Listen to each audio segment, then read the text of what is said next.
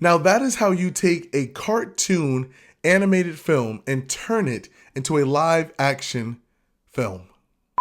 Back on the cinema scale, today we are taking a first look at How to Train Your Dragon. The film is directed by Dean DeBlois, whom was the storyboard artist for the animated film Lilo and Stitch of 2002 and the animated Disney cartoon Mulan. The film stars Mason Thames as Hiccup, Gerard Butler as Stoic, and Nico Parker as Astrid. The film focuses on the life of Hiccup, a Viking whom has sworn to fight and kill dragons, while his father, the leader of the clan, wanting him to take up the mantle and show his strength against all dragons. Hiccup finds himself in an unlikely circumstance when he befriends a beloved dragon named Toothless. Throughout the film, there is a tug of war between father and son elements in which he tries to discover whose side he really wants to be on. The film is based on the animated 2010 film by DreamWorks Studio and is loosely based on the novel by Cressida Cowell from 2003. My wife and I watched the movie in Dolby Cinema format, and there was great potential for this film. There are a few questions, though, that need to be answered in connection with the value and practicality of this movie. 1, how did this movie translate to live action? 2, how did the cast support this translation? And which actors stood out? The film also was rated PG. And so, does this film give homage and connection to families who have loved the cartoon and now these new fans that are going to support this movie? And finally, which characters had the best chemistry? So the first thing that we need to be able to analyze is how this movie translated from the cartoon to the live action film. One of the things that you'll love about How to Train Your Dragon, the animated cartoon, is just the chemistry between Toothless and Hiccup. Now, I will say that Mason Thames was perfectly casted as Hiccup. I thought it was a good choice. Yes, even down to his hair, the little swoop. Yeah. The long swoop, messy kind of look. Mm-hmm. He looked just like the cartoon character. Yeah. And his I guess you would say he's clumsy, right? Yeah. He's a Hiccup. Now, Gerard Butler as Stoic the Vast, I thought that was awesome too. It was a great translation from the cartoon. Like, I couldn't have seen a better actor as his father. I mean, you wouldn't believe that was Gerard Butler, but he did it. I forgot he was in this movie because of how good the makeup and the costume was. Yeah. The long hair. Yeah. And he was rough, man. I started feeling bad for Hiccup at some moments in the movie. Mm-hmm. I just can't imagine having a father, putting so much pressure of his own dreams and goals into his son. Yeah. Because this was a book, so you have that storytelling element that was captured in the movie and in the cartoon.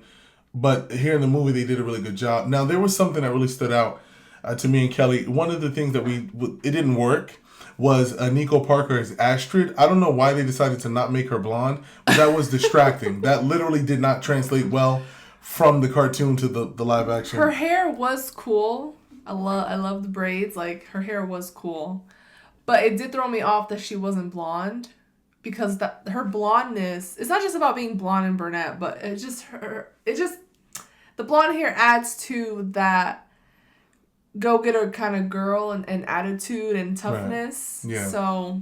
And then there's the character develop. You see a blonde girl versus a girl with braids. You think, somebody coming from one background or area to another background or area. She was supposed to be like Peach from Mario. She's supposed to have that kind of undertone as the character for Astrid. And she's like that in all the movies and the cartoons, blonde. And now we have this girl with the different hair color. I will say that Mason Thames as Hiccup, he stood out because of the fact that he really embraced this role. I love the chemistry between him and Toothless while on screen. There were some great cinematic moments throughout the film that you're just engaged in. We saw it in Dolby Cinema. Yeah, I fell in love with Toothless. They didn't miss a beat, man. He looked exactly like he did in the cartoon version of the movie. Yeah. And so cute.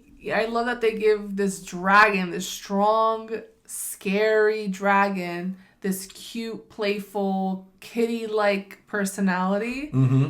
I loved it. I fell in love with Toothless all over again, truly. Yeah, and so I believe that he was really the star. Like Mason really took the lead in this. But Nico Parker, nothing against her. She was in Dumbo, X amount of years ago. But I just felt like she could have been casted differently, and that would have made the movie a bit more relatable to the audience versus, this dynamic they took with her. That was a little bit different there. I thought Gerard Butler, just strong presence there. Now, the movie is rated PG, and it's supposed to be a family movie. It's really supposed to be a story, a father-son story, in which you come from two different worlds, but there you're able to meet together, come to some sort of peaceful resolution, and then you're able to dwell and move forward. I thought that this movie captured that so well, and I think that if you're somebody walking into this as a fan of the cartoon, and you're someone that's walking into this movie without having any pre-knowledge or experience with this kind of movie,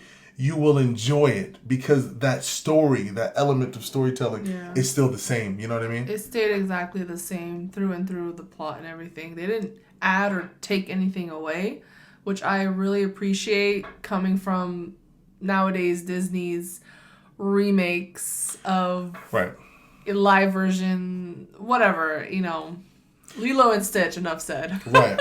So here's a question, right? Who had the best chemistry, would you say, in this movie? Was it Hiccup and his father? Was it Astrid and someone? Who had the best chemistry? I would say Toothless and Hiccup. That was the best chemistry for me, like their teamwork. Now, I will say this, though, really briefly, because one of the things that I was looking for in this movie was to see if they were going to develop a little bit more detail about these characters as compared to the cartoon. So in this movie, there isn't that much development. It literally is a translation of the cartoon, the animated version, to a live action.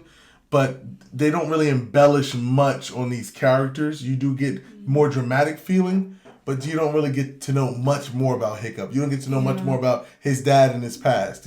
I wish they talked more about his mother and her past, maybe, because Dad was assuming that his mom would want him to be a dragon slayer. Right. But we don't know where Hiccup got this different personality from. Could have been from Mom.